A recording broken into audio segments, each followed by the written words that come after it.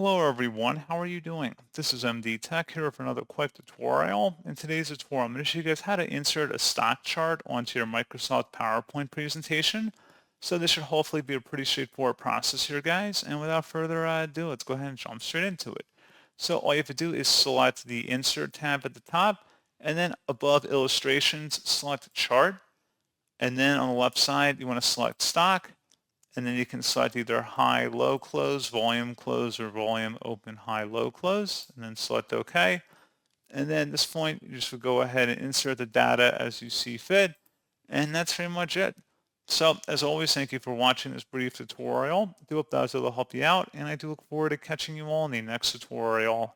Goodbye.